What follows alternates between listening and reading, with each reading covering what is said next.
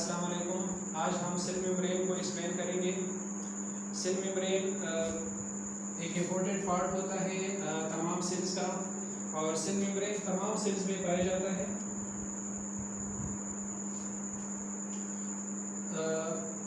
Animal cells में cell membrane सबसे बाहर की तरफ होता है, और जो प्लांट सेल्स होते हैं, बैक्टीरियल सेल्स होते हैं, फंजाई के जो सेल्स होते हैं और कुछ प्रोटिस्ट के सेल्स होते हैं, उनमें सेल मेम्ब्रेन सेल वॉल के नीचे पाया जाता है। सेल मेम्ब्रेन के कई फंक्शंस होते हैं।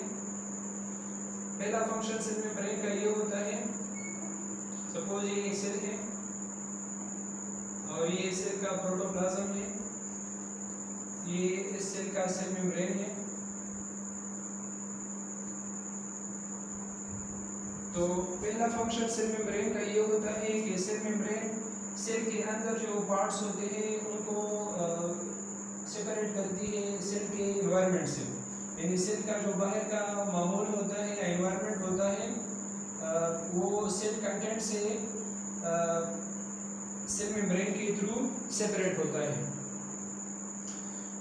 दूसरा फंक्शन सेल मेम्ब्रेन का ये होता है कि ये एक सेलेक्टिवली परमिएबल मेम्ब्रेन के तौर पर काम करता है।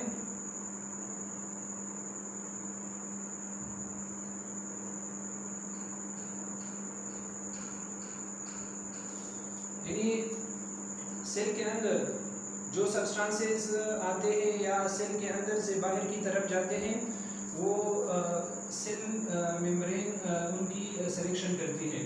यानी कुछ चीज़ों को ये सेल मेम्ब्रेन अंदर आने की इजाज़त देता है और कुछ चीज़ों को अंदर आने की इजाज़त नहीं देता। बिल्कुल इसी तरह कुछ जो अनवांटेड चीज़ें होती हैं, वेस्ट प्रोडक्ट्स होते हैं, उनको भी सेल मेम्ब्रेन अलाउ करती है ताकि वो सेल के बाहर ट्रेवल करे। तो ये तो सेल मेम्ब्रेन का दूसरा फंक्शन हुआ। सेल मेम्ब्रेन का एक और फंक्शन ये है कि सेल मेम्ब्रेन की मदद से सेल के अंदर मुख्तलिफ कंपार्टमेंट्स बनते हैं।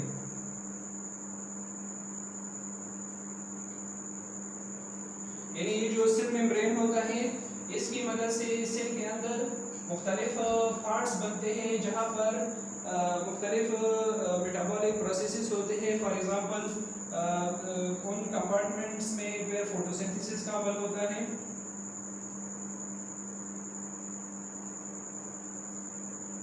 उनमें फिर एरोबिक रेस्पिरेशन का अमल होता है।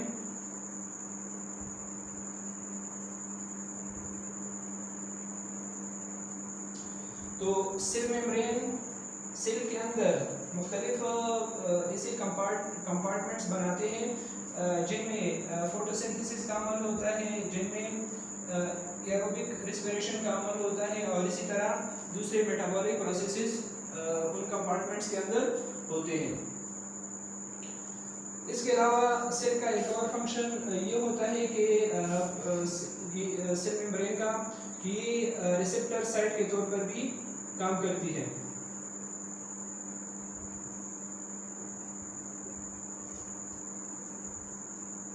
यानी for example hormones, neurotransmitters,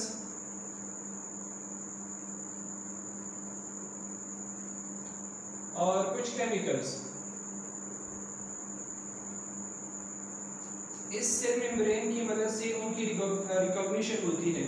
cell membrane hormones को, न्यूरोट्रांसमीटर को और कुछ केमिकल्स को रिकॉग्नाइज करके उनको अंदर आने की इजाज़त देता है, और अगर वो सेल के अंदर हो तो यही सेल मेम्ब्रेन इन चीज़ों को रिकॉग्नाइज करके बाहर की तरफ भी इजाज़त देता है ताकि वो सेल के बाहर ट्रेवल करे, सेल के बाहर जाए।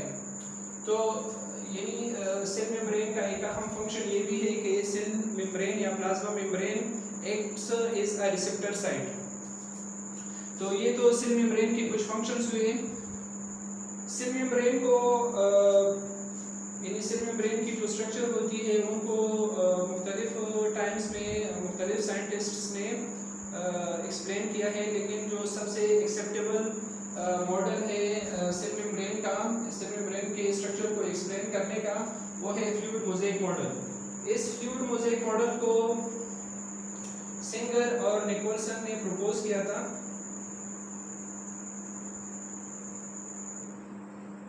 यानी सिंगर और निकोलसन ने सेल मेम्ब्रेन के स्ट्रक्चर को एक्सप्लेन करने के लिए एक मॉडल बनाया था और कहा था कि अगर हम सेल मेम्ब्रेन का इंटरनल स्ट्रक्चर देखें तो उसमें दो चीज़ें होंगी, एक लिपिड बाइलेयर होगा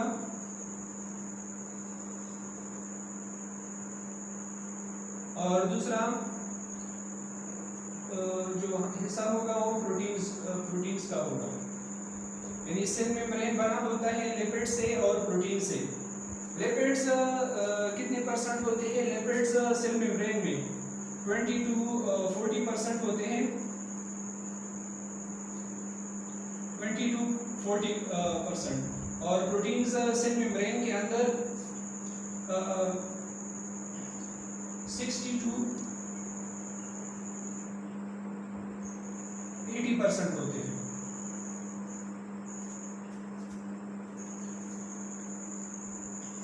ट्वेंटी टू 40% सेल मेम्ब्रेन के अंदर लिपिड्स होते हैं और 60% अप टू 80% प्रोटीन्स होते हैं।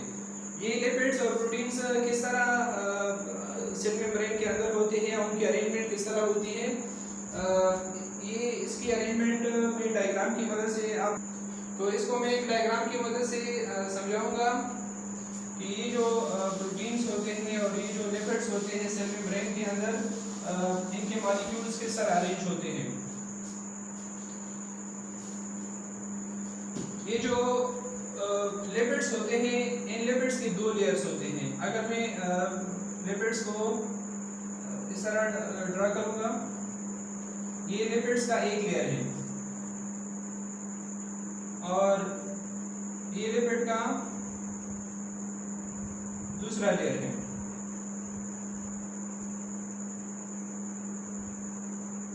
तो ये लिपिड्स की दो लेयर्स हो गए। इनके अंदर ये एक लेयर ये हो गया बाहर की तरफ, ये आउटसाइड ऑफ द सेल है और ये इनसाइड ऑफ द सेल है।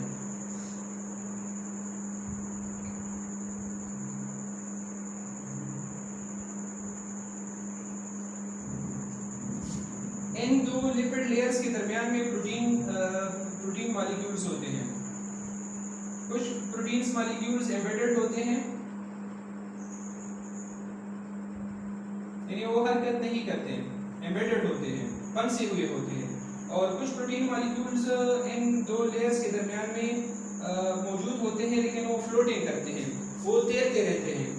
यानी जो लिपिड के दो लेयर्स होते हैं, इनके दरमियान में प्रोटीन मॉलिक्यूल्स होते हैं और कुछ प्रोटीन मॉलिक्यूल्स एम्बेडेड होते हैं, फंसे हुए होते हैं, और कुछ प्रोटीन मॉलिक्यूल्स फ्लोटिंग करते हैं। तो ये फ्लूइड मोज़ेक मॉडल है। इसके अलावा ये जो प्रोटीन मॉलिक्यूल्स होते हैं,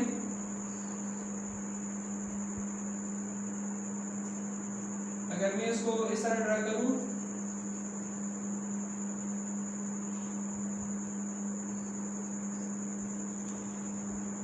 तो प्रोटीन मॉलिक्यूल्स के साथ समटाइम्स कार्बोहाइड्रेट्स भी अटैच होते हैं।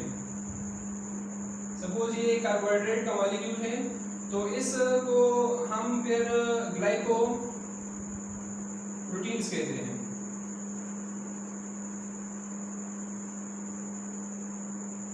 और कुछ कार्बोहाइड्रेट्स के मॉलिक्यूल्स लिपिड्स के साथ अटैच होते हैं, उनको हम ग्लाइकोलिपिड्स कहते हैं।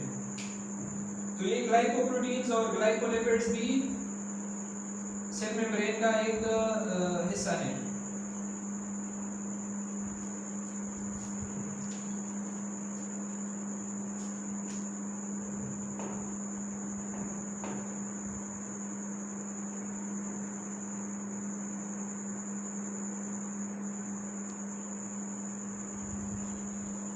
तो ये फ्लूइड मोज़ेक मॉडल है। फ्लूइड मोज़ेक मॉडल को सेंगर और निकोलसन ने प्रपोज किया था और उन्होंने कहा था कि जो सेल मेम्ब्रेन होता है इसमें दो चीज़ें होती हैं। इनमें लिपिड के दो लेयर्स होते हैं जिनको लिपिड बाइलेयर कहते हैं। बाई का मतलब है टू, एक लेयर ये हो गया और एक लेयर ये हो गया, तो इनको हम लिपिड बाइलेयर कहते हैं। और प्रोटीन्स भी इनमें मौजूद होते हैं। कुछ प्रोटीन मॉलिक्यूल्स एम्बेडेड होते हैं और कुछ प्रोटीन मॉलिक्यूल्स फ्लोटिंग करते रहते हैं। कुछ कार्बोहाइड्रेट्स के मॉलिक्यूल्स भी प्रोटीन्स और लिपिड्स के साथ अटैच होते हैं। जो कार्बोहाइड्रेट्स प्रोटीन्स के साथ अटैच होते हैं उनको ग्लाइकोप्रोटीन्स कहते हैं और जो कार्बोहाइड्रेट्स लिपिड्स के साथ अटैच होते हैं उनको ग्लाइकोलिपिड्स कहते हैं। तो ये स्ट्रक्चर या ये मॉडल किसने प्रपोज किया था? ये सेंगर और निकोलसन ने प्रपोज किया था। आई होप ये टॉपिक आपको समझ में आया होगा। Thank you so much.